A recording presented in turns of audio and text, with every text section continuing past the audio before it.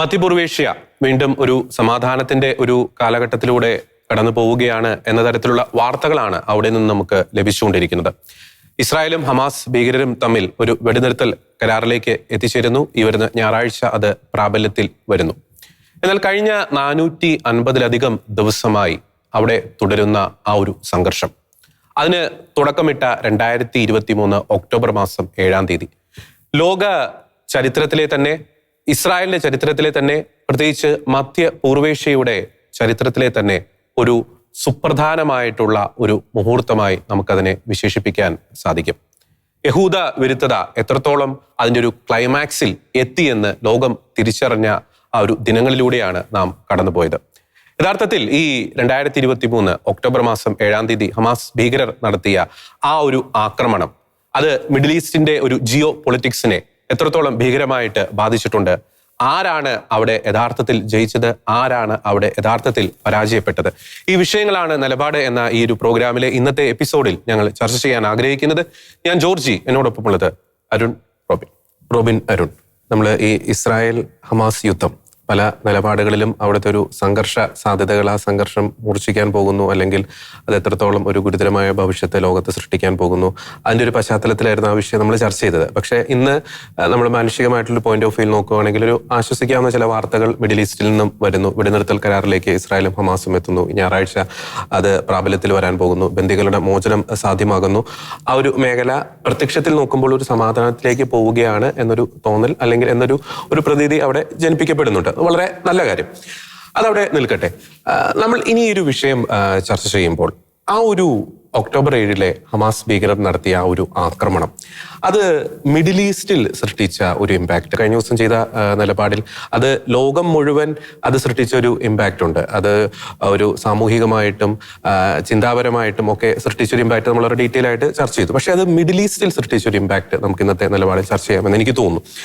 October 7 ആ ദിവസം നടന്ന ഒരു ആക്രമണം എന്ന് പറയുന്നത് മിഡിൽ ഈസ്റ്റിനെ തന്നെ ഒരു സ്റ്റാറ്റസ് കോ തന്നെ ചേഞ്ച് ചെയ്യപ്പെട്ട ഒരു ദിവസമാണ്. ഈ ലെനിന്റെ ഒരു പ്രസിദ്ധമായിട്ടുള്ളൊരു വാചകമുണ്ട്. There are decades where nothing happened. There are weeks where decades happen. അതായത് ഈ കഴിഞ്ഞ 450 ദിവസങ്ങളിൽ മിഡിൽ ഈസ്റ്റിൽ നടന്ന സംഭവ വികാസങ്ങൾ അടുത്ത നൂറ്റാണ്ടുകളിലേക്ക് വലിയൊരു പ്രത്യാഘാതം സൃഷ്ടിക്കുന്ന രീതിയിലാണ് കഴിഞ്ഞ 450 ദിവസമായി മിഡിൽ ഈസ്റ്റിൽ നടക്കുന്ന ആ ഒരു സംഘർഷങ്ങൾ അവിടെ നടന്നത്. പ്രധാനമായിട്ടും ചില പോയിന്റുകൾ നമ്മളെടുത്ത് പരിശോധിക്കുകയാണെങ്കിൽ, ഇസ്രായേലിന് ഇപ്പൊ തീർക്കും, അല്ലെങ്കിൽ ഇപ്പോൾ ഞങ്ങൾ പൊട്ടിക്കും, അല്ലെങ്കിൽ ഇപ്പം ഞങ്ങൾ ഇസ്രായേലിനെ ശരിയാക്കും എന്ന് പറഞ്ഞ് നടന്നിരുന്നവർ ഇന്നൊന്നും ഭൂമുഖത്തില്ല. അതായത് ഒക്ടോബർ 7 മുമ്പ് വലിയ അധികാരത്തിൽ ആ പല രാജ്യങ്ങളുടെയും പല ഭീകര സംഘടനകളുടെയൊക്കെ അധികാരത്തിലിരുന്നവർ ഇന്ന് ഭൂമുഖത്ത് പോലും ഇല്ല എന്ന ഒരു സ്ഥിതിവിശേഷം നിലനിൽക്കുന്നുണ്ട്. പക്ഷേ ഇസ്രായേൽ സ്ട്രോങ് ആയിട്ട് തന്നെ അവിടെ നിൽക്കുന്നു. മറ്റൊരു പ്രധാനപ്പെട്ട ഒരു കാര്യം എന്ന് പറയുന്നത്, ഈ ലോക ജനതയ്ക്ക്, പ്രത്യേകിച്ച് നമ്മളൊരു കൊളോക്കിയൽ ഭാഷയിൽ പറയുകയാണെങ്കിൽ തലയ്ക്കുള്ളിൽ ബോധമുള്ളവർക്കെങ്കിലും മനസ്സിലായിട്ടുണ്ട് ഈ മിഡിൽ ഈസ്റ്റിൽ ആരാണ് യഥാർത്ഥ ഇരകൾ എന്നൊരു പോയിന്റ് കൃത്യമായിട്ടും മനസ്സിലാക്കിയിട്ടുണ്ട്. കാരണം ഒരു രാജ്യത്തെ സംബന്ധിച്ചിടത്തോളം ഈ കഴിഞ്ഞ 450 ദിവസമായി ആ ഒരു രാജ്യം അങ്ങനെ നിലനിൽക്കണമെങ്കിൽ, ഇസ്രായേൽ എന്ന രാജ്യം അത് നിൽക്കണം, അത് വലിയൊരു അത്ഭുതം തന്നെയാണ്. ഹമാസ് ഗാസയിൽ നിന്ന് അറ്റാക്ക് ചെയ്യുന്നു, ലെബനോനിൽ നിന്ന് ഹിസ്ബുള്ളകൾ അറ്റാക്ക് ചെയ്യുന്നു, യമനിൽ നിന്ന് ഹൂതികൾ അറ്റാക്ക് ചെയ്യുന്നു, ഇറാന്റെ പിന്തുണയോടെ പല ശക്തികളും അറ്റാക്ക് ചെയ്യുന്നു, സിറിയയിൽ നിന്നും അറ്റാക്ക്. അപ്പോൾ ഒരു രാജ്യത്തെ 4 ചുറ്റും ഇങ്ങനെ വരിഞ്ഞു മുറുക്കിക്കൊണ്ടിരിക്കുന്നു.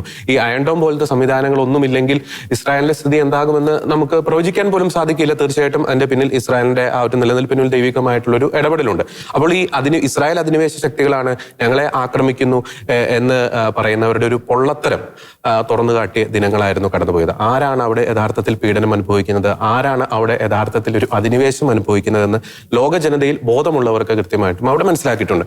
മൂന്നാമത്തെ ഒരു ആസ്പെക്ട് നമുക്ക് ഡിസ്കസ് ചെയ്യാൻ പറ്റുന്ന ഒരു പോയിന്റ്, അതായത് ഈ ആക്സിസ് ഓഫ് റെസിസ്റ്റൻസ്, ആ ഒരു കൂട്ടായ്മയുടെ ഒരു പൊള്ളത്തരം കൃത്യമായിട്ടും മനസ്സിലാക്കാൻ സാധിച്ചു. ഇപ്പൊ ഇറാൻ വലിയ സംഭവമാണ്, അല്ലെങ്കിൽ ഇറാൻ്റെ ബോംബുണ്ട്, ഉണ്ടായിരിക്കാം, അതിനുള്ള സംവിധാനങ്ങൾ അവർ ഡെവലപ്പ് ചെയ്തുകൊണ്ട് വരുന്നുണ്ട്. പക്ഷേ ആ ഇറാന്റെയും ഈ ഇസ്രായേലിന്റെ ശത്രുക്കളുടെയും അവരുടെ ഒരു വീക്ക്നെസ് കൃത്യമായിട്ടും ഇസ്രായേലിന് ലോകത്തെ ബോധ്യപ്പെടുത്താൻ സാധിച്ചു. ഇസ്രായേൽ ഇറാനിലേക്ക് അറ്റാക്ക് നടത്തുന്നു, അവരുടെ ഒരു പ്രതിരോധ ശേഷി എത്രത്തോളം വീക്കാന്ന് ലോകത്തിന് കാണിച്ചു കൊടുക്കാൻ ഇസ്രായേലിന് സാധിച്ചു.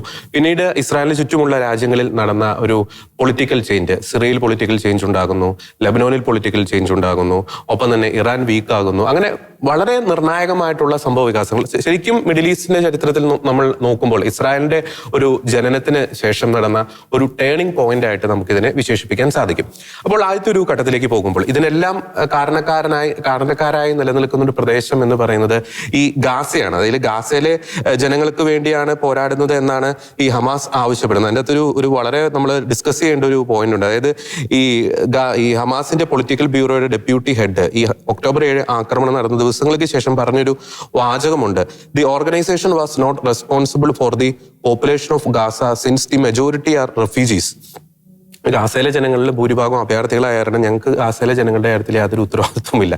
ഈ പറയുന്നവരെയാണ് നമ്മുടെ ഇവിടെയുള്ള ആൾക്കാർ വലിയ പൊക്കിപ്പിടിച്ച് പാലസ്തീൻകാരുടെ അവകാശങ്ങൾക്ക് വേണ്ടി പ്രവർത്തിക്കുന്ന സംഘടനയായിട്ടൊക്കെ ചൂണ്ടിക്കാണിക്കുന്നത്. അപ്പോൾ ഇനി ഗാസയിലെ ഒരു സ്ഥിതി എങ്ങനെയായിരിക്കും റുബീൻ? ഈ ഒക്ടോബർ 7 മുമ്പ് ഗാസ എങ്ങനെയായിരുന്നു? ഒക്ടോബർ 7 ശേഷം ഗാസ എങ്ങനെയായിരുന്നു? ഈ വെടിനിർത്തലിന് ശേഷം ഗാസയുടെ ഒരു അവസ്ഥ എങ്ങനെയായിരിക്കും? ഒന്നാമത്തെ കാര്യം എന്ന് പറയുന്നത്, ഈ ഇസ്രായേലിനെ കുറിച്ച് മിഡിൽ ഈസ്റ്റിൽ ഉണ്ടായിരുന്ന ആ ഒരു മനോഭാവത്തിൽ കാര്യമായ വ്യത്യാസം വന്നിട്ടുണ്ട്. ഇസ്രായേൽ എന്ന് പറയുന്നത്, എൻറ്റിറ്റി എന്ന് പറയുന്നത് ഇനി ഒരിക്കലും മിഡിൽ ഈസ്റ്റിൽ നിന്നും തുടച്ചു നീക്കാൻ കഴിയാത്ത ഒരു ശക്തിയാണ് എന്നുള്ളൊരു ബോധം അവിടെ മിഡിൽ ഈസ്റ്റിലും വന്നു, ലോകം മുഴുവൻ അത് വന്നു എന്നുള്ളതാണ് ഏറ്റവും പ്രധാനപ്പെട്ട ഒരു കാര്യം എന്ന് പറയുന്നത്. ഇനി ഒരിക്കലും ഇസ്രായേൽ എന്ന് പറയുന്ന എൻറ്റിറ്റി ഇനി അവിടെ ഒന്നും ഒരിക്കലും ഒഴിവാക്കാൻ കഴിയില്ല. അതിനെ ഒഴിവാക്കിക്കൊണ്ട് മിഡിൽ ഈസ്റ്റിൽ ഇനി ഒരു ഭൂപടം ഇല്ല എന്നുള്ള ഒരു കാര്യത്തിലേക്ക് അത് അരക്കിട്ടുറപ്പിക്കുന്ന ഒരു ദിവസങ്ങളായി എന്നുള്ളതാണ് ഇതിൻ്റെ ഒന്നാമത്തെ വസ്തുത. രണ്ടാമത്തെ വസ്തുത, ഇപ്പോൾ ഗാസയുടെ വിജയത്തെക്കുറിച്ചോ ഇപ്പോൾ ഹമാസിനെ സമ്പൂർണ്ണമായി ഉന്മൂലനം ചെയ്യാൻ ഇസ്രായേലിന് കഴിഞ്ഞില്ല എന്ന് പറയുമ്പോൾ, ഈ ഗാസ എന്ന് പറയുന്ന സംഭവത്തെക്കുറിച്ച് ഇപ്പോൾ ചർച്ച ചെയ്യപ്പെടുന്നത് ഏകദേശം 10-20 മില്യണോളം ആളുകൾ, എന്ന് വെച്ചാൽ അവിടെയുള്ള 23 മില്യണിൽ 20 മില്യണോളം ആളുകൾ അഭയാർത്ഥികളായി തെരുവിലിറങ്ങിയ അഭയാർത്ഥി ക്യാമ്പുകളിൽ കഴിയേണ്ട അവസ്ഥയിലേക്ക് പോയി എന്നുള്ളതാണ്. അവിടെയുള്ള കെട്ടിടങ്ങൾ മുഴുവൻ തകർത്ത് തരിപ്പണമായ അവസ്ഥയിൽ നിന്നുകൊണ്ടാണ് ഇസ്രായേൽ വിജയിച്ചോ പരാജയപ്പെട്ടോ എന്ന് ചിന്തിക്കുന്ന അവസ്ഥ ഉണ്ടാകുന്നത്. അത് ഏത് ഗ്രേഡിൽ നിന്നുകൊണ്ട് ചിന്തിക്കുന്നു എന്ന് പറയുമ്പോഴാണ് നമ്മൾ പലപ്പോഴും ചർച്ച ചെയ്യുന്നത് സമ്പൂർണ്ണമായി ഹമാസ് ഭീകരരെ ഇല്ലാതാക്കാൻ കഴിഞ്ഞില്ല എന്നുള്ളൊരു വസ്തുതയുണ്ട്. എന്ന് വെച്ചാൽ ഇപ്പോൾ ഇസ്രായേൽ ക്ലിയർ ചെയ്തു പോയ പ്രദേശങ്ങൾ ഈ ഹമാസ് തീവ്രവാദികൾ ഇല്ലാതായി കഴിഞ്ഞു എന്ന് പറഞ്ഞ് ക്ലിയർ ചെയ്തു പോയ ഏരിയയിൽ വരെ പിന്നീട് അറ്റാക്ക് നടക്കുന്ന സംഭവങ്ങളുണ്ട്. എന്ന് വെച്ചാൽ പല സ്ഥലങ്ങളിലും കൂണുപോലെ ഇവർ മുളച്ചു പൊന്നുന്ന ഒരു സംഭവം ഗാസയിലുണ്ട് എന്നുള്ളൊരു റിയാലിറ്റി അവിടെ നിൽക്കുന്നുണ്ട്. പക്ഷേ ആ റിയാലിറ്റിയെ പോലും നമ്മൾ ചർച്ച ചെയ്യുന്നത് ഈ അവസ്ഥയിൽ നിന്നുകൊണ്ടാണ് എന്ന് ഓർക്കണം. എന്ന് വെച്ചാൽ അതുപോലെ ഗാസ ഇല്ലാതായി മാറി എന്ന് പറയുമ്പോൾ അതിന്റെ പിന്നിൽ മറ്റൊരു കാര്യമുണ്ട്. ഒരു 2 സ്റ്റേറ്റ് സൊല്യൂഷൻ എന്ന് പറയുന്നത്, എന്ന് വെച്ചാൽ ഗാസയ്ക്ക് സ്വയംഭരണ അവകാശത്തോടുകൂടി അവിടെ ആളുകൾ കൃത്യമായി തെരഞ്ഞെടുത്ത് ഭരിച്ച് അങ്ങനെ പൊക്കൊണ്ടിരുന്ന ഒരു പ്രദേശം ഇനി അതില്ല എന്നുള്ള ഒരു റിയാലിറ്റിയിലേക്ക് എത്തിയിരിക്കുകയാണ്. ഒരു 2 സ്റ്റേറ്റ് സൊല്യൂഷൻ എന്നുള്ളത് ഇനി വെസ്റ്റ് സമ്മതിക്കില്ല, അമേരിക്ക സമ്മതിക്കില്ല, ഇസ്രായേൽ സമ്മതിക്കില്ല. കാരണം എന്താ വെച്ച് കഴിഞ്ഞാൽ ഇവർക്ക് അല്പം അധികാരം കൊടുത്തപ്പോൾ സംഭവിച്ചത് ഇതാണ്. ടണലുകളും തീവ്രവാദികളുമായിട്ട് മിസൈലുകൾ വിടുന്നു, ദിവസവും മിസൈൽ വിട്ടുകൊണ്ടിരിക്കുന്ന അവസ്ഥ. അങ്ങനെയുള്ള ഒരു അവസ്ഥയാണ് ഇവർക്ക് ഒരു സ്വയംഭരണ അവകാശം കൊടുത്തപ്പോൾ ലഭിച്ചത്. അവർക്ക് സ്വന്തമായി ഭരിക്കാൻ പക്വതയില്ല. ഒരു സെപ്പറേറ്റ് ഒരു രാജ്യം ഉണ്ടാക്കി ഭരിക്കാനുള്ള പക്വത അവർക്കില്ല. ഇനി ഒരിക്കലും വെസ്റ്റ് അത് സമ്മതിക്കില്ല, അമേരിക്ക സമ്മതിക്കില്ല, ഇസ്രായേൽ സമ്മതിക്കില്ല. എന്ന് വെച്ചാൽ 2 സ്റ്റേറ്റ് സൊല്യൂഷൻ എന്ന് പറയുന്നത് ഗാസയുടെ കാര്യത്തിൽ ഇല്ലാതായി മാറിക്കഴിഞ്ഞു എന്നുള്ളതാണ്. ഇനി ഇത്രയും ആളുകളെ ഒരു അറബ് രാജ്യമോ യൂറോപ്പോ ആരും സ്വീകരിക്കാൻ തയ്യാറാകില്ല. ഈ ഗാസയുടെ അവസ്ഥ എന്ന് പറയുന്നത് ഇനി പതിറ്റാണ്ടുകളോളം അതപ്പതിച്ച് കിടക്കുന്ന ഒരു അവസ്ഥയിലേക്ക് ആരിത് റീബിൽഡ് ചെയ്യും? എത്രയോ പണം വേണം, എന്തോരം പണം വേണം, ഇത് ആര് റീബിൽഡ് ചെയ്യും? ഇതിനാര് നേതൃത്വം കൊടുക്കും? ഈ അറബ് രാജ്യങ്ങളൊന്നും അതിന് നേതൃത്വം കൊടുക്കാൻ തയ്യാറാകുന്നില്ല. പണം മുടക്കാൻ ആളുകൾ തയ്യാറാകുന്നില്ല. ഇതിന്റെ ഉത്തരവാദിത്വം ഏറ്റെടുക്കാൻ ആരും തയ്യാറല്ല. ആരും ഗാസയുടെ ഉത്തരവാദിത്വം ഏറ്റെടുക്കാൻ തയ്യാറല്ല. ഈ അവസരത്തിൽ ഒരുപക്ഷെ ഇസ്രായേലിന്റെ ഭാഗത്തുനിന്നും എനിക്ക് തോന്നുന്നത് ഇതിൻ്റെ ഉള്ളിൽ ഈ റീബിൽഡ് ചെയ്യുന്ന സമയത്ത് അവരൊരു പക്ഷേ ഗാസയെ ഇനി ഒരു സെപ്പറേറ്റ് പ്രൊവിൻസ് ആക്കാൻ സാധ്യതയില്ല. മിങ്കിള് ചെയ്ത് ഇവർക്ക് സമ്പൂർണ്ണമായിട്ട് A to Z കാര്യങ്ങൾ ഇവർക്ക് കൃത്യമായിട്ട് നിയന്ത്രണത്തിൽ വരുന്ന രീതിയിലുള്ള ഒരു സംവിധാനത്തിലേക്ക് മാത്രമേ ഇനി പോകുള്ളൂ. അതുപോലെ അങ്ങനെയാണ് അപ്പോൾ പലസ്തീനികളുടെ ഒരു സെപ്പറേറ്റ് സ്റ്റേറ്റ് എന്നുള്ള കാര്യം ഏകദേശം അസ്തമിച്ചിരിക്കുകയാണ് എന്നുള്ളതാണ്. ഇവിടെ മറ്റൊരു കാര്യം നമ്മൾ ചിന്തിക്കുന്നത്, എങ്ങനെ അറബ് രാജ്യങ്ങൾ ഇതിനെ കണ്ടു? കാരണം ഇതിനു മുന്നേ ഉള്ള യുദ്ധങ്ങളിലെല്ലാം അറബ് രാജ്യങ്ങൾ സമ്പൂർണ്ണമായി ഇസ്രായേലിനെതിരെ തിരിയുന്ന ഒരു സാഹചര്യം ഉണ്ടായിരുന്നു. അന്നത്തെ ആ റാഡിക്കലൈസ്ഡ് മെന്റാലിറ്റിയിൽ വളരെ വലിയ മാറ്റം അറബ് രാജ്യങ്ങൾക്ക് സംഭവിച്ചു എന്നുള്ളതാണ് നമ്മളത് ഏറ്റവും എടുത്തു പറയേണ്ട ഒരു കാര്യം. കാരണം ഒന്നെങ്കിൽ അവർക്ക് ഗാസയുടെയും പലസ്തീനികളുടെയും കൂടെ നിന്ന് ഇസ്രായേലിനെ എതിർക്കാനുള്ള സാഹചര്യം ഉണ്ടായിരുന്നു. മറുവശത്ത് അവർക്ക് ഈ വികസനവുമായിട്ട് മുന്നോട്ട് പോകാനുള്ള സാധ്യത ഉണ്ടായിരുന്നു. അവരിത് രണ്ടാമത്തെ ഓപ്ഷൻ തിരഞ്ഞെടുത്തു. പണ്ടത്തെ കാട്ടറബി സംസ്കാരം സമ്പൂർണ്ണമായി ഇല്ലാതായിരിക്കുന്നു. റിയലി പഴയ റാഡിക്കലൈസ്ഡ് മെന്റാലിറ്റികൾ സമ്പൂർണ്ണമായി ഇല്ലാതായിരിക്കുന്നു. പുരോഗമിച്ചുകൊണ്ടിരിക്കുന്ന ലോകത്തിലേക്ക് ഒരു പടി കൂടി അവര് വികസിച്ചു എന്നുള്ളതിന്റെ ഒരു പ്രത്യക്ഷമായ ഉദാഹരണമായി മാറിയത്. കാരണം എന്താ വെച്ച് കഴിഞ്ഞാൽ അവരെ ഇങ്ങനെയുള്ള എത്രയോ ഒക്കേഷനുകൾ അവർക്ക് ഉണ്ടായിരുന്നു. ഇതിൻ്റെ ഉള്ളിലേക്ക് എടുത്തു ചാടാനുള്ള ഒക്കേഷൻ ഉണ്ടായിരുന്നു, പഴയ പോലെ പണ്ട് ഇസ്രായേലുമായി യുദ്ധം നടത്തിയതുപോലെ. പക്ഷേ അവര് കൃത്യമായി ഇസ്രായേലിനെ അംഗീകരിക്കുന്നു, കൃത്യമായി ഇസ്രായേലിന്റെ നിലപാടുകളെ അംഗീകരിക്കുന്നു. ആവശ്യമുള്ള സമയത്ത്, ഇറാൻ ആക്രമിച്ച സമയത്ത് ഇറാന്റെ മിസൈലുകളെ അടിച്ചിടാൻ വേണ്ടി ഇവരുടെ അവിടുത്തെ സൈനിക, ജോർദാൻ അടക്കമുള്ള രാജ്യങ്ങളുടെ ബേസുകൾ ഉപയോഗിക്കുന്ന സാഹചര്യം ഉണ്ടാകുന്നു. എന്ന് വെച്ചാൽ സമ്പൂർണ്ണമായിട്ടും അവർക്ക് കൃത്യമായിട്ട് അറിയാം, അമേരിക്കയുടെയും വെസ്റ്റിന്റെയും ഇസ്രായേലിന്റെയും കൂടെ നിന്നാലേ അവർക്ക് ഇനി വളർച്ചയുള്ളൂ. സാമ്പത്തികമായ വളർച്ച അവർക്കുണ്ടാകണമെങ്കിൽ അത് മാത്രമേ സാധ്യതയുള്ളൂ. കാരണം തീവ്രവാദികളുടെ കൂടെ നിന്ന് കഴിഞ്ഞാൽ സംഭവിക്കുന്നത് എന്താണ് എന്നുള്ളത് ഗാസയും അതുപോലെ തന്നെ സിറിയയും ഇതെല്ലാം ഉദാഹരണമാണ്. അറബ് രാജ്യങ്ങൾ പഠിച്ചിരിക്കുന്നു. അവരെ സംബന്ധിച്ച് ആ അറബ് രാജ്യങ്ങളുടെ ആ നിലപാട് ഒന്ന് വളരെ പ്രശംസനീയമാണ്. അങ്ങനെ ഒരു നിലപാടിലേക്ക് അറബ് രാജ്യങ്ങൾ എത്തി എന്നുള്ളത് ഈ ഇതുപോലുള്ള തീവ്രവാദികളെ സപ്പോർട്ട് ചെയ്യുന്ന റാഡിക്കലൈസ്ഡ് ആയിട്ടുള്ള ഇസ്ലാമിസ്റ്റുകൾ മനസ്സിലാക്കേണ്ടത് എല്ലാ രാജ്യത്തുള്ള, ഇപ്പൊ കേരളത്തിലുള്ളതാണെങ്കിലും എവിടെയുള്ളവരാണെങ്കിലും മനസ്സിലാക്കേണ്ട സമയം അതിക്രമിച്ചിരിക്കും. കാരണം ഇസ്ലാമിക രാജ്യങ്ങൾ സമ്പൂർണ്ണമായും അതിൽ നിന്നും മാറിയിരിക്കുന്നു. അവർ മറ്റൊരു തലത്തിലേക്ക് ചിന്തിക്കാൻ തുടങ്ങിയിരിക്കും. ഇനി ഇതിനുള്ളിൽ വേറൊരു തലവും കൂടെ നമ്മൾ ചിന്തിക്കേണ്ടത് ഇപ്പോൾ ഇസ്രായേലിന്റെ പ്രതിരോധം എന്ന് പറയുന്നത്, ഇപ്പോൾ നമുക്ക് ഹിസ്ബുള്ള ആക്രമിച്ചതെടുക്കാം, അതുപോലെ തന്നെ യമനിൽ നിന്ന് ഹൂത്തികൾ ആക്രമിച്ചതെടുക്കാം, അതുപോലെ ഗാസയിൽ നിന്ന് ഹമാസ് തീവ്രവാദികൾ ആക്രമിച്ച കാര്യങ്ങൾ എടുക്കാം. ഒരു പരിധിക്കപ്പുറത്ത് ലോകത്തിന്റെ പ്രതിരോധ സംവിധാനം, മിസൈൽ പ്രതിരോധ സംവിധാനം, ഇപ്പൊ അമേരിക്കയാണ് ഏറ്റവും അഡ്വാൻസ്ഡ് ആയിട്ടുള്ളത്. ഇപ്പൊ ഇസ്രായേലിന്റെ 4 ലെയറാണ്. ഇപ്പം താഡ് സിസ്റ്റം കൂടെ വന്നു കഴിഞ്ഞപ്പോൾ 4 ലെയറിലാണ് പ്രതിരോധ സംവിധാനം ഇരിക്കുന്നത്. ഈ പ്രതിരോധ സംവിധാനങ്ങളെ തകർത്തുകൊണ്ടാണ് ഇപ്പോൾ ഹൂത്തികളുടെ മിസൈലുകളാണെങ്കിലും ഇസ്രായേലിൽ വീണുകൊണ്ടിരിക്കുന്നത്. അപ്പോൾ ഈ ലോകത്തിന്റെ പ്രതിരോധ സംവിധാനം, ഇപ്പൊ അമേരിക്കയുടെ ലോകം മുഴുവനുമുള്ള മിസൈൽ പ്രതിരോധ കൊടയുടെ ഭാഗമാണ് ഇസ്രായേൽ എന്ന് പറയുന്നത്. ഏറ്റവും അഡ്വാൻസ്ഡ് ആയിട്ടുള്ള പ്രതിരോധ സംവിധാനങ്ങൾ, ഏറ്റവും അഡ്വാൻസ്ഡ് ആയിട്ടുള്ള ഈ റഡാർ സംവിധാനങ്ങളെല്ലാം ഇരിക്കുന്ന വലിയ ബേസ് ഉള്ള സ്ഥലമാണ് ഇസ്രായേൽ എന്ന് പറയുന്നത്. അമേരിക്കയുടെ അത്രയും സ്ട്രാറ്റജിക് ആയിട്ട് ഇമ്പോർട്ടൻ്റ് ആയിട്ടുള്ള സ്ഥലമാണ് ഇസ്രായേൽ എന്ന് പറയുന്നത്. അപ്പോൾ അവിടെ ഇതുപോലെ മിസൈൽ വന്ന് വീഴാൻ പാകത്തിൽ അത് ലോകത്തിന് മുഴുവൻ മിസൈൽ പ്രതിരോധ സംവിധാനം ലോകത്തിന്റെ എവിടെ എത്തി നിൽക്കുന്നു എന്നുള്ളതാണ് അതിൻ്റെ ഏറ്റവും പ്രധാനപ്പെട്ട ഒരു വസ്തുത. കാരണം അത് ഇപ്പോഴും സമ്പൂർണ്ണമായിട്ട് വിജയിച്ചിട്ടില്ല എന്നുള്ളൊരു വസ്തുത കൂടി നിൽക്കുന്നുണ്ട്. ഇതിനുള്ളിൽ വേറൊരു വസ്തുത കൂടി നമുക്ക് ഇതിൽ കാണാൻ കഴിയുന്നത്, ഈ October 7 ഒരു പക്ഷേ തീവ്രവാദികളെ സംബന്ധിച്ച്, അതുപോലെ തന്നെ ഇറാന്റെ പ്രോക്സികളെ സംബന്ധിച്ച് ഇങ്ങനെയൊക്കെയാണ് എങ്കിലും ഇസ്രായേലിന്റെ അഭിമാനത്തിന് ഏറ്റവും വലിയ അടിയായിരുന്നു അത്. അതുകൊണ്ടാണ് ഇസ്രായേലിന് നേരത്തെ തന്നെ വേണമെങ്കിൽ ഹോസ്റ്റേജ് ഡീൽ നടത്തി ഇവരെ കൊണ്ട് ആളുകളെ ഒഴിപ്പിച്ച് കൊണ്ടുവരാനുള്ള സാഹചര്യങ്ങൾ ഉണ്ട് എങ്കിലും ശരിക്കും പറഞ്ഞു കഴിഞ്ഞാൽ നമ്മൾ പറയല്ലേ, ഈ മുലപ്പാല് കക്കിച്ചു എന്ന് പറയുന്ന ഒരു അവസ്ഥയുണ്ടല്ലോ, അങ്ങനെ ഒരു ടേം ഉണ്ടല്ലോ. ആ ടേമിലേക്ക് ഇവരെ എത്തിക്കുകയാണ് ഇസ്രായേൽ ചെയ്തത്. എന്ന് വെച്ചാൽ ഞങ്ങൾ ചെയ്തോളാം എന്ന് പറയുന്ന അവസ്ഥയിലേക്ക് ഇസ്രായേൽ ഇവരെ, എന്ന് വെച്ചാൽ അവരുടെ അഭിമാനത്തിനേറ്റ ക്ഷതം അത് മിഡിൽ ഈസ്റ്റിനെ മൊത്തം മാറ്റുന്ന അവസ്ഥയിൽ ഇവരെത്തിച്ചു കഴിഞ്ഞു. അവര് ഹിസ്ബുള്ളകളെ തകർത്തു. ഇവര് എങ്ങനെയാണ് യുദ്ധം ഇതുപോലെ ഒതുക്കിയത് എന്നുള്ളതാണ് ഏറ്റവും വലിയ ഒരു രസകരമായ വസ്തുത. എന്ന് വെച്ചാൽ ഇറാന്റെ പ്രധാനപ്പെട്ട, ഈ മിഡിൽ ഈസ്റ്റിലേക്ക് പോകുന്ന പ്രധാനപ്പെട്ട ആളുകളെ ഇല്ലാതാക്കി, ഇറാന്റെ ഹിസ്ബുള്ളകളുടെ ഈ പ്രധാനപ്പെട്ട നേതാക്കന്മാരെ മുഴുവൻ ഇല്ലാതാക്കി, ഹമാസിന്റെ പ്രധാനപ്പെട്ട നേതാക്കന്മാരെ മുഴുവൻ ഇല്ലാതാക്കി.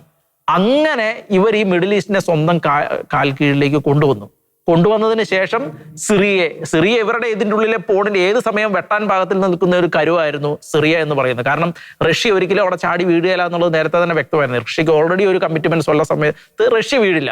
ഈ ചൈനയെ സംബന്ധിച്ച് ചൈന ഓൾറെഡി വേൾഡ് അവർക്ക് ബിസിനസ് പ്രാധാന്യം ഉള്ളതുകൊണ്ട് സാങ്ഷനും എല്ലാം ഇല്ലാത്ത രീതിയിൽ പോകേണ്ടത് കൊണ്ട് ഇറാനെ ഒരു പരിധിക്കപ്പുറത്തേക്ക് സഹായിച്ചതുമില്ല. അതുകൊണ്ട് ഇറാൻ അവിടെ ഒറ്റപ്പെടുന്ന സാഹചര്യം ഉണ്ടായി. ഇറാന്റെ പ്രോക്സികൾ ചിതറുന്ന സാഹചര്യം ഉണ്ടായി. ഏറ്റവും അവസാനം സിറിയയെ വെട്ടി ഇസ്രായേൽ അവിടെ വെന്നിക്കുറി പാടിക്കുന്നു. എന്ന് വെച്ചാൽ ഏറ്റവും അവസാനം മിഡിൽ ഈസ്റ്റിന്റെ ഒരു ഭാഗധേയം എങ്ങനെയാണ് എന്ന് നമ്മൾ നോക്കുമ്പോൾ ഇസ്രായേൽ അവിടെ വളരെ വലിയൊരു എൻറ്റിറ്റിയായി വളർന്നിരിക്കുന്നു. ഇസ്രായേലിന്റെ കൈകൾ ലെബനോനിലേക്ക് നീണ്ടു, സിറിയ മൊത്തം നീണ്ടു, അതുപോലെ തന്നെ ഇറാഖിന്റെ ആ ഭാഗങ്ങൾ, എന്ന് വെച്ചാൽ ഇറാന്റെ അതിർത്തി വരെ അവരുടെ നിയന്ത്രണം നീണ്ടിരിക്കുന്നു. അതുപോലെ തന്നെ ഇസ്ലാമിക രാജ്യങ്ങൾ, സുന്നി രാജ്യങ്ങൾ മുഴുവൻ, ഖത്തറാണ് ഇപ്പോഴൊരു ഇതായിട്ട് നിൽക്കുന്നത്. പക്ഷേ ഒരു സമയം വന്നാൽ ഈ ഖത്തർ അടക്കമുള്ള രാജ്യങ്ങൾ ഇസ്രായേലിന്റെ കൂടെ നിൽക്കുന്ന സാഹചര്യം വന്നു. തുർക്കി അടക്കമുള്ള രാജ്യങ്ങൾ ഇന്റലിജൻസ് സംവിധാനങ്ങൾ അടക്കം കൊടുത്ത് ഇസ്രായേലിനെ സഹായിക്കുന്ന സാഹചര്യം ഉണ്ടായി. എന്ന് വെച്ചാൽ അമേരിക്ക പോലെ തന്നെ ഇസ്രായേൽ വളരെ ഇനി അതിരുകൾ മാത്രം വിസ്തൃതമാക്കാനുള്ളൂ, ബാക്കി എല്ലാ അർത്ഥത്തിലും ഇസ്രായേൽ വളർന്ന ഒരു യുദ്ധമായിരുന്നു ഇത് എന്നുള്ളതാണ് ഏറ്റവും പ്രധാനപ്പെട്ട കാര്യം. അത് വളരെ കറക്റ്റാണ്. ഇസ്രായേൽ വളർന്ന യുദ്ധം, ഒപ്പം തന്നെ ഇസ്രായേലിന്റെ ശത്രുക്കൾ അവർക്ക് എത്രത്തോളം ഒരു തീവ്രമായിട്ടുള്ള ഇസ്രായേൽ വിരുദ്ധത അവരുടെ ഉള്ളിൽ അവർ നടന്നിരുന്നു എന്നത് വ്യക്തമാക്കിയ ഒരു യുദ്ധം. പക്ഷേ ആ ഒരു യുദ്ധം നമ്മളതെടുത്ത് പരിശോധിച്ച് നോക്കുമ്പോൾ ഇത്രത്തോളം തെറ്റിദ്ധരിപ്പിക്കപ്പെട്ട രീതിയിൽ ചിത്രീകരിക്കപ്പെട്ട മറ്റൊരു സംഘർഷം നമുക്ക് ഈ അടുത്ത കാലത്ത് കാണാൻ സാധിക്കും. ജോർജ്, ഇപ്പോൾ ഇവിടെ റോബിൻ പറഞ്ഞാണ് കറക്റ്റ്. പക്ഷെ ഇത് പറയാൻ ഇവിടെ ആരും ഇല്ല എന്നുള്ളതാണ് നമ്മുടെ ഒരു ദുര്യോഗമായിട്ട് മാറുന്നത്. ശരിക്കും ഈ യുദ്ധത്തിന്റെ ഇവിടെ മാധ്യമങ്ങൾ പറയുന്ന കണക്കുകളായിക്കോട്ടെ, അതിന്റെ യാഥാർത്ഥ്യങ്ങളായിട്ടെ, അതൊന്നും തമ്മിൽ യഥാർത്ഥത്തിൽ അവിടെ നടക്കുന്നതുമായിട്ട് യാതൊരു ബന്ധമില്ലാത്ത കാര്യങ്ങളാണ് നടക്കുന്നത്. ഇപ്പോൾ നമുക്ക് ഈ യുദ്ധത്തിന്റെ കാരണക്കാരൻ ആരാണ്? എല്ലാവരും പറയുന്നു ഇസ്രായേലാണ് യുദ്ധം നടത്തുന്നത്, ഇസ്രായേൽ ഇത്ര പേരെ കൊന്നു, ഇത്രയധികം പേരെ കാഷ്വാലിറ്റി ഉണ്ടായി, അവിടെ 90% ഡിസ്പ്ലേസ്ഡ് ആയി, ഇങ്ങനെ ഒരുപാട് കണക്കുകൾ, ആശുപത്രികൾ തകർക്കപ്പെട്ടിരിക്കുന്നു, എല്ലാ സംവിധാനങ്ങളും തകർത്ത് തരിപ്പണമാക്കി, ഇതാണല്ലോ പറയുന്നത്. അപ്പോൾ ആദ്യത്തെ ചോദ്യം, ഈ യുദ്ധം ആരാ തുടങ്ങി വെച്ചത്? ഈ യുദ്ധം തുടങ്ങി വെച്ചത് ഹമാസാണ്. ഈ യുദ്ധം നീട്ടിക്കൊണ്ടുപോയത് ആരാണ്? ഈ ബന്ദികളെ വിട്ടയച്ചാൽ തീരുന്ന ഒരു യുദ്ധത്തെ ഇത്രത്തോളം നീട്ടിക്കൊണ്ടുപോയത് ആരാണ്? അതും ഹമാസാണ്. ഇനി ഈ യുദ്ധത്തിൽ ഇത്രയധികം പേര് മരിക്കാനുള്ള കാരണക്കാരാരാണ്? അതും ഹമാസാണ്. അവരാണ് ഇവരെ മുഴുവൻ മനുഷ്യ കവചമാക്കിയിട്ട്, അതായത് ഗാസയിലെ ജനത്തോട് യാതൊരു സ്നേഹമോ അവരോട് യാതൊരു പ്രതിബദ്ധതയും ഇല്ലാത്ത ഹമാസാണ് ഇത്രയും പേരെ കൊന്നത്. ഞാനൊരു കണക്ക് പറയാം. ഒക്ടോബർ 7 യുദ്ധം തുടങ്ങിയത്. ഒക്ടോബർ 8 മുതൽ ഹിസ്ബുള്ളകൾ ഇസ്രായേലിനെ ആക്രമിക്കാൻ തുടങ്ങി. ഈ സെപ്റ്റംബറിലാണ് ഹിസ്ബുള്ളകൾക്കുള്ള തിരിച്ചടി ഇസ്രായേൽ കൊടുക്കുന്നത്. അപ്പോൾ ഒക്ടോബർ 7 മുതൽ ഹമാസുമായിട്ട് യുദ്ധം, സെപ്റ്റംബർ മുതൽ ഹിസ്ബുള്ളകളുമായിട്ടുള്ള 2.5 മാസത്തെ യുദ്ധം. ഇപ്പൊ ഇതില് ഹിസ്ബുള്ളകളുടെ കാഷ്വാലിറ്റി ഒന്ന് നോക്കുക. ഹിസ്ബുള്ളകളുടെ ലബനോനിലെ കാഷ്വാലിറ്റി നോക്കി കഴിഞ്ഞാൽ വെറും 4000 ഈ 4000-ൽ 3600-നും 3800-നും ഇടയിൽ മരിച്ചിട്ടുള്ളത് ഹിസ്ബുള്ള തീവ്രവാദികൾ, അല്ലെങ്കിൽ ഹിസ്ബുള്ള തന്നെ പറയുന്നു അത് ഞങ്ങളുടെ പോരാളികളാണ് കൊല്ലപ്പെട്ടതെന്ന് പറയുന്നു. അപ്പോൾ ഇതേ ഇസ്രായേൽ തന്നെയാണ് ഹമാസിനെ ആക്രമിച്ചത്, അതല്ലെങ്കിൽ ഗാസയിലും ആക്രമണം നടത്തിക്കൊണ്ടിരിക്കുന്നത്. അപ്പോൾ എന്തുകൊണ്ട് ഗാസയിൽ മാത്രം ജനങ്ങൾ ഇത്രയധികം കൊല്ലപ്പെടുന്നു? ഹമാസ് പറയുന്നു അവിടെ കൊല്ലപ്പെട്ടതിൽ ഭൂരിഭാഗവും സ്ത്രീകളാണ്, കുട്ടികളാണ്, പകുതിയിലേറെ പേരും സ്ത്രീകളും കുട്ടികളുമാണ്. അപ്പൊ ലോകത്തിന്റെ മുഴുവൻ നിലവിളി അവിടെ ഇസ്രായേൽ നടത്തിയ കൂട്ടക്കുരുതികളെ കുറിച്ചിട്ടാണ്. അപ്പോൾ ഗാസയിൽ എന്തുകൊണ്ട് ഇങ്ങനെ സംഭവിച്ചു? ഹിസ്ബുള്ളകളുടെ നാട്ടിൽ എന്തുകൊണ്ട് മറ്റൊരു രീതിയിൽ സംഭവിച്ചു? ഉത്തരം കൃത്യമാണ്. നമുക്ക് ഈ യുദ്ധത്തിന്റെ ഓരോ റിപ്പോർട്ടിങ്ങിന്റെ ഇടയിൽ നമ്മൾ ഓരോ സംഭവങ്ങളും വിലയിരുത്തുമ്പോൾ ആശുപത്രികളെ ഹിസ്ബുള്ള അവരുടെ കമാൻഡ് സെന്റർ ആക്കി, UN എല്ലാ ഫെസിലിറ്റീസും അവരുടെ തീവ്രവാദികളുടെ കേന്ദ്രമായിട്ട് അവർ ഉപയോഗിച്ചു.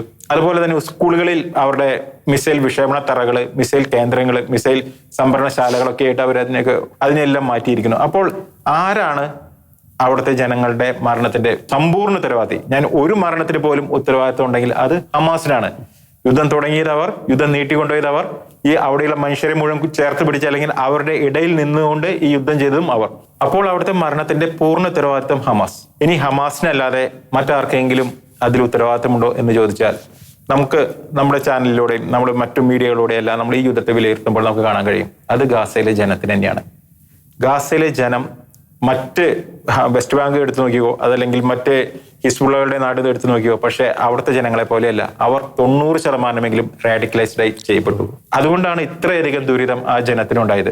നമുക്കറിയാം, ഈ ഒക്ടോബർ 7 ഒരു ആക്രമണത്തില് ഒരു മകൻ അപ്പനോട് വിളിച്ചു പറയുന്ന സന്തോഷം പ്രകടിപ്പിക്കുന്ന ഒരു വീഡിയോ ഒക്കെ നമ്മൾ കണ്ടിരുന്നു. ഞാൻ ഇത്ര ജൂതന്മാരെ കൊന്നു. അപ്പൊ അപ്പനെ എത്രത്തോളം ആ മകനെ പ്രോത്സാഹിപ്പിച്ചു വിടുകയാണ്. ചെറിയ കൊച്ചുകുട്ടികള്, ആ കൊച്ചുകുട്ടികളുടെ നാവിൽ ഈ ഇസ്രായേലിനെ കുറിച്ച് പറയുന്ന അവരുടെ വാക്കുകൾ പല വീഡിയോകളിലൂടെ വന്നു. അപ്പോ ഈ ജനം മുഴുവൻ റാഡിക്കലൈസ് ചെയ്തു. അതിന് കാരണക്കാര് ഹമാസ് തന്നെയായിരിക്കാം. ആ ജനം കൂടി ഇപ്പോൾ അവിടെ ഉണ്ടായ ദുരിതത്തിന്റെ ഉത്തരവാദികളാണ്. ഇനിയിപ്പോൾ ഒരു യുദ്ധത്തെ കുറിച്ച് പറയുമ്പോൾ പൊതുവെ പറയുന്നതാണ്, ഒരു യുദ്ധം ഒരിക്കലും നേട്ടങ്ങളൊന്നും ഉണ്ടാകുന്നില്ല. യുദ്ധം മുഴുവൻ നഷ്ടങ്ങളാണ്. ഒരുപാട് പേരുടെ ജീവൻ നശിക്കുന്നു. ഒരിക്കലും യുദ്ധം സമാധാനം കൊണ്ടുവരില്ല എന്ന് പറയാം. പക്ഷെ ഈ യുദ്ധത്തിൽ എനിക്ക് തോന്നുന്നു നഷ്ടങ്ങൾ ഇരു കൂട്ടർക്കും ഉണ്ടായിട്ടുണ്ട്. ഇസ്രായേലിനെ സംബന്ധിച്ചും അവരുടെ ഒരു 1000-ഓളം പട്ടാളക്കാർ മരിച്ചിട്ടുണ്ട്. അതോടൊപ്പം തന്നെ കുറച്ച് അവരുടെ സാധാരണ ജനങ്ങളും മരിച്ചിട്ടുണ്ട്. ഒക്ടോബർ 7 അവർക്ക് ഒരു 1200 പേരുടെ നഷ്ടം വന്നിട്ടുണ്ട്. പക്ഷേ ഈ യുദ്ധത്തിലൂടെ എനിക്ക് തോന്നുന്നു ലോകത്തൊരു സമാധാനത്തിനുള്ളൊരു വാതിൽ തുറന്നു കിടക്കപ്പെടുകയാണ്. ഈ യുദ്ധത്തിലൂടെ ഇസ്രായേലിന്റെ ശത്രുക്കളെ ഇസ്രായേല് കൃത്യമായിട്ട് തിരിച്ചറിഞ്ഞു. അവർക്ക് അത് മുമ്പേ അറിയാമായിരുന്നു. പക്ഷെ അത് ലോകത്തിന് അവര് വെളിപ്പെടുത്തി കൊടുത്തു. ലോകത്തിനറിയാം ഇസ്രായേലിനെ ആരൊക്കെയായിരുന്നു ആക്രമിക്കുന്നുണ്ടായിരുന്നത്. ഇസ്രായേൽ പറഞ്ഞു നീരാളിയും നീരാളിയുടെ കൈകളും. ഇസ്രായേലിനെ സംബന്ധിച്ചിടത്തോളം നീരാളി ഇപ്പോഴത്തെ ഇറാന്റെ ഭരണകൂടമാണ്. അതുപോലെ തന്നെ ഈ നീരാളി കൈകളാണ് ജോർജ് നേരത്തെ സൂചിപ്പിച്ചതുപോലെ ഹിസ്ബുള്ള, ഹമാസ്, സിറിയയിലെയും ഇറാഖിലെയും മിലിഷ്യകൾ, അതോടൊപ്പം തന്നെ വെസ്റ്റ് ബാങ്കിലുള്ള തീവ്രവാദികളും. അപ്പോ ഈ കൈകൾ ഓരോന്നായിട്ട് ഇസ്രായേൽ അരിഞ്ഞു വീഴ്ത്തി കഴിഞ്ഞു. ഇനി ആ കൂടിയുള്ളത് തലയാണ്. ആ തലയെ തകർക്കാൻ അവർ നേരിട്ടായിരിക്കില്ല ആക്രമണം നടത്തുക. അത് ഇറാന്റെ ഉള്ളിൽ നിന്ന് തന്നെ അവിടുത്തെ ജനത്തെ കൊണ്ട് തന്നെ അവരത് ചെയ്യിക്കും.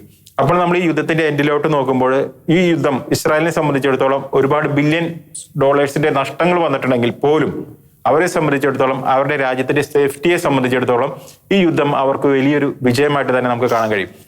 എത്ര നാൾ എന്നുള്ളതല്ല ഇതിന്റെ പ്രാധാന്യം. കാരണം ഇപ്പോഴും ഹമാസിന്റെ ആക്ടീവ് മേധാവി ഗലീൽ അൽഹയ്യ പറയുന്നത് ഇത് വെറും വെടിനിർത്തലാണ്, യുദ്ധം അവസാനിച്ചിട്ടില്ല, ഈ യുദ്ധം തുടരും. അതായത് ഹമാസിനെ സംബന്ധിച്ചിടത്തോളം അവരുടെ യുദ്ധം അവസാനിക്കുന്നില്ല. ഇവിടെ നമ്മുടെ നാട്ടിലൊക്കെ പറയും ഫ്രീ പാലസ്തീൻ, പാലസ്തീന്റെ സ്വാതന്ത്ര്യത്തിന് വേണ്ടിയാണ് ഇവർ യുദ്ധം ചെയ്യുന്നതെന്ന് പറയും. പക്ഷെ ഇവരുടെ ഐഡിയോളജി ഡെത്ത് ടു ഇസ്രായേൽ ആണ്. അവർക്ക് ഇസ്രായേൽ ജീവനോടുകൂടി ഇരിക്കുന്നത് ഒരു കാരണവശാലും അവർക്ക് സമ്മതിക്കാൻ കഴിയുന്നില്ല. അതുകൊണ്ട് തന്നെ അവരുടെ നാട് ഇത്രത്തോളം 90% അവർ ആയിരിക്കുന്ന ആ ഗാസ നശിച്ച് ഒരു ശവപ്പറമ്പായി, അല്ലെങ്കിൽ അവിടെയുള്ള എല്ലാ സംവിധാനങ്ങളും, ഇലക്ട്രിക് സംവിധാനങ്ങൾ മുഴുവൻ തകർന്നു. ഒരുപാട് ഭവനങ്ങൾ, ലക്ഷക്കണക്കിന് ഭവനങ്ങൾ തകർന്നു. അവിടുത്തെ എല്ലാ ഫെസിലിറ്റീസും നഷ്ടപ്പെട്ടു കഴിഞ്ഞു. ജനം തന്നെ 90% അങ്ങോട്ടും ഇങ്ങോട്ടുമായിട്ട് അവരെ ഇങ്ങനെ ഓടിക്കൊണ്ടിരിക്കുകയാണ്. അപ്പൊ അത്രയും ഉണ്ടായി കഴിഞ്ഞിട്ടും അവരുടെ ഉള്ളിലുള്ളത് ഇസ്രായേലിന്റെ നാശം. അത് മാത്രമാണ്. തങ്ങളായിരിക്കുന്ന നാടിന് എന്ത് സംഭവിച്ചാലും വേണ്ടില്ല, അവരെ സംബന്ധിച്ചിടത്തോളം ഇസ്രായേൽ തകരണം, ഇസ്രായേലിന്റെ നാശമാണ്. അതിനു വേണ്ടിയിട്ട് അവർ ഇപ്പോഴും ആഗ്രഹിക്കുന്നു. അവിടെയുള്ള ജനത്തിന്റെ ഒരു വിഭാഗവും അതിനു വേണ്ടിയിട്ട് അവർ ആഗ്രഹിക്കുന്നു. അത് വളരെ ശ്രദ്ധേയമായിട്ടുള്ളൊരു പോയിന്റാണ്. നമുക്കറിയാം, ഇപ്പൊ ഇസ്മായിൽ ഹനിയെയും യഹിയ സിൻവാറിനെയും ഒക്കെ ഇസ്രായേൽ തീർത്തു. മേഖലയിൽ ഒരു സമാധാനം വരും, തീർച്ചയായിട്ടും വരും. പക്ഷെ ആ സമാധാനത്തിന് എത്ര കാലം ആയുസ് ഉണ്ടാകും എന്ന കാര്യത്തിലാണ് നമുക്ക് അവിടെ ഒരു സംശയമുള്ളത്. കാരണം ഇപ്പോഴും ഗാസയുടെ തെരുവുകളിൽ ഭാവി യഹിയ സിൻവാർമാരും ഇസ്മായിൽ ഹനിയമാരും വളർന്നുകൊണ്ടിരിക്കുന്നുണ്ട്. ഒരുപക്ഷെ ഗാസയുടെ തെരുവുകളിൽ അല്ലെങ്കിൽ ഗാസയുടെ ചില വീടുകളിലൊക്കെ ജനിച്ചു വീഴുന്ന കുഞ്ഞുങ്ങളോട് ആ കുഞ്ഞിന്റെ അച്ഛൻ ഇതാണ്, അമ്മ ഇതാണ് പറയുന്നതിന് മുമ്പ് തന്നെ നിന്റെ ശത്രു ഇസ്രായേലാണ് എന്നാണ് അവരെ പറഞ്ഞു പഠിപ്പിക്കുന്നതെന്ന് പറഞ്ഞാൽ അത് ഒട്ടും തന്നെ അതിൻ്റെ അത് അതിശയോക്തിയില്ല. നമുക്കറിയാം, അവിടെയുള്ള കുട്ടികൾ പോലും ഈ പുസ്തകങ്ങളും അല്ലെങ്കിൽ കളിക്കോപ്പുകളും ഒക്കെ കൈകളിൽ ഏന്തേണ്ട ആ കുട്ടികൾ ഈ തോക്കും കയ്യിൽ പിടിച്ചുകൊണ്ട് നടത്തുന്ന ആഹ്ലാദ പ്രകടനം. നമുക്കറിയാം, ഈ ഒക്ടോബർ 7 ആക്രമണം നടന്ന മാസങ്ങൾക്ക് ശേഷം ഇറാൻ ഇസ്രായേലിലേക്ക് നടത്തിയപ്പോൾ അവർ നടത്തിയ ആഹ്ലാദ പ്രകടനങ്ങൾ. അതുകൊണ്ട് നമുക്ക് വ്യക്തമാണ് അവരൊന്നും കാര്യങ്ങളൊന്നും പഠിച്ചിട്ടില്ല. രണ്ടാമത്തെ ഒരു കാര്യമുണ്ട്. നമ്മൾ ഈ ബോംബും തോക്കും വെച്ചുള്ള ഇസ്രായേൽ നടത്തിയ ആക്രമണം, പക്ഷെ അതിനേക്കാൾ ഉപരി ഇസ്രായേൽ നടത്തിയ മറ്റൊരു യുദ്ധമുണ്ട്, അല്ലെങ്കിൽ ഇസ്രായേൽ നേടിയ മറ്റൊരു വിജയമുണ്ട്, ഒരു സൈക്കോളജിക്കൽ വാർഫെയർ, അല്ലെ? ഈ പേജർ സ്ഫോടനമൊക്കെ ആയിട്ട് ബന്ധപ്പെട്ട് ഇസ്രായേൽ നടത്തിയ ആക്രമണം, അതായത് സ്വന്തം പോക്കറ്റിൽ കിടക്കുന്ന പേജറുകളെ പോലും വിശ്വസിക്കാൻ കഴിയാത്ത രീതിയിൽ അവരുടെ ഒരു മാനസിക നില ഇസ്രായേൽ മാറ്റി. അല്ലെങ്കിൽ കൂടെ കിടക്കുന്നവനെ പോലും പേടിച്ചു കഴിയേണ്ട ഒരു ഗതിയിലേക്ക് അവരുടെ മാനസിക നില ഇസ്രായേൽ മാറ്റി. അല്ലെങ്കിൽ ഒരു കുരക്കീഴിൽ ഒരു വീടിന്റെ ഒരു ചുമരിന് കീഴിൽ അല്ലെങ്കിൽ കഴിയുന്നവർ പരസ്പരം ഒരു പേടിച്ച് കഴിയേണ്ട രീതിയിലേക്ക് ഇസ്രായേൽ അവരുടെ ഒരു മാനസിക നില മാറ്റി. അതൊരു സൈക്കോളജിക്കൽ ഒരു വാർഫെയറിലും ഇസ്രായേലിനൊരു അപ്പർ ഹാൻഡ് ലഭിച്ചു എന്ന് നമുക്ക് പറയാൻ സാധിക്കും. മൂന്നാമതൊരു കാര്യം കൂടിയുണ്ട്. ഇപ്പോൾ അവിടെ നടക്കുന്ന സംഘർഷങ്ങൾ, അവിടെ തീവ്രവാദികൾക്ക് ലഭിച്ച തിരിച്ചടികൾ കണ്ട് ഇനിയും പഠിക്കാത്തൊരു കൂട്ടരുണ്ട്, യമനിലെ ഹൂതികൾ. നമുക്കറിയാം, ട്രംപ് കയറി കഴിയുമ്പോൾ ഇനിയിപ്പോൾ അവരുടെ അവസ്ഥ എന്താണെന്ന് നമുക്ക് കണ്ടറിയാം. ഇനി അതിഭീകരമായ രീതിയിൽ തിരിച്ചടി കിട്ടാൻ പോകുന്നത് ഹൂതികൾക്കാന്നുള്ള കാര്യത്തിൽ യാതൊരു സംശയമില്ല. ജോർജ് ഇവിടെ പറഞ്ഞ ഇസ്രായേലിന്റെ യുദ്ധതന്ത്രങ്ങൾ അത് വളരെ പ്രധാനപ്പെട്ടതാണ്. ഇസ്രായേലിനെ കുറിച്ചുള്ള ആരാധന നമ്മുടെ നാട്ടിലൊക്കെ ഇപ്പോഴും വർദ്ധിച്ചുകൊണ്ടിരിക്കുകയാണ്. അതിന് കാരണം ഇതാണ്, അവരുടെ ടെക്നോളജിയാണ്. ഈ നമ്മൾ ആദ്യം കണ്ടത് അയോൺ ഡോം ആണ്. ഈ അയോൺ ഡോം ഏകദേശം 10,000-ലേറെ മിസൈലുകളെ തകർക്കുന്നതായിട്ടുള്ള ആ വാർത്തയാണ് ആദ്യം വന്നത്.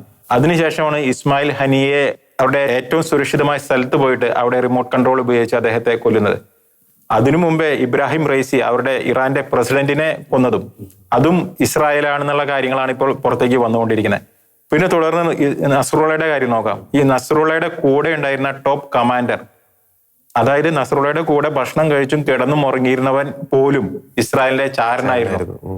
ഈ പേജറുകളുടെയൊക്കെ അതിന്റെ ശൃംഖലകൾ നോക്കുമ്പോൾ ഇസ്രായേൽ എത്ര വിദഗ്ധമായിട്ടാണ്, വർഷങ്ങളോളം എടുത്ത് എത്ര വിദഗ്ധമായിട്ടാണ് ഇവരുടെ എല്ലാം കണ്ണികളിൽ ജോയിൻ ചെയ്ത് അവരുടെ ചാരന്മാരെ ആ നെറ്റ്വർക്കുകളിലെല്ലാം സ്ഥാപിച്ച് ചെയ്ത ആക്രമണങ്ങൾ. അതുകൊണ്ട് തന്നെ ജോർജ് പറഞ്ഞ പേജർ സ്ഫോടനങ്ങൾ, വാക്കി ടോക്കി സ്ഫോടനങ്ങൾ, റിമോട്ട് കൺട്രോൾ വെച്ചുള്ള ഈ സ്ഫോടനങ്ങൾ, ഇതെല്ലാം കണ്ട് ലോകം ഞെട്ടിയിരിക്കുകയാണ്. പല രാഷ്ട്രതലവന്മാർക്ക് പോലും, ഇറാന്റെ പരമോന്നത നേതാവിന് പോലും പുറത്തേക്ക് ഇറങ്ങാൻ പോലും പലപ്പോഴും വരുന്ന കമന്റുകളാണ്, അദ്ദേഹത്തിനൊന്ന് മൂത്രം ഒഴിക്കാൻ പോലും ധൈര്യം വരാത്ത അവസ്ഥയിലേക്ക് കാര്യങ്ങൾ ചെന്നെത്തിയിരിക്കണം. അപ്പോൾ ഇസ്രായേല് യുദ്ധത്തിലെ അവരുടെ ആയുധശേഷി കൊണ്ട് മാത്രമല്ല അവര് പ്രഹരം നടത്തിയത്, അവരുടെ ചാര സംവിധാനങ്ങളിലൂടെ, അവരുടെ ഇന്റലിജൻസ് സംവിധാനങ്ങളിലൂടെയൊക്കെ അവർ ലോകത്തെ ഞെട്ടിച്ചിരിക്കുകയാണ്. സക്രിയ പ്രവചനത്തിലെ 12-ാം വാക്യം ഇങ്ങനെ വായിക്കുന്നത്: ജെറുസലേമിനെയും യൂദയെയും ആക്രമിക്കാൻ വരുന്ന ചുറ്റുമുള്ള ജനതകൾക്ക് ജെറുസലേമിനെ ഞാൻ ഒരു പാനപാത്രമാക്കാൻ പോകുന്നു.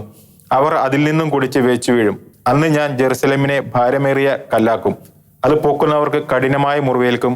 ഭൂമിയിലെ എല്ലാ ജനതകളും അതിനെതിരെ ഒത്തുചേരും. ഇതിന്റെ അവസാന വാക്കൊഴിച്ച് ബാക്കി എല്ലാ കാര്യങ്ങളും ഇപ്പോൾ നിറവേറിക്കൊണ്ടിരിക്കുകയാണ്. അത് നമ്മൾ കണ്ടുകൊണ്ടിരിക്കുകയാണ്. ഭൂമിയിലെ സകല ജനതകളും ഇസ്രായേലിനെതിരെ അല്ലെങ്കിൽ ജെറുസലേമിനെതിരെ ഒത്തുചേരും എന്ന് പറഞ്ഞതിന്റെ ഒരു ഭാഗമായിട്ടാണ് ഇപ്പോൾ ലോകത്ത് ജനതകൾക്കിടയിൽ നിന്ന് ഇപ്പോൾ ഇസ്രായേലിനെതിരെ ഒരു ഒത്തുചേരൽ നടക്കുന്നുണ്ട്.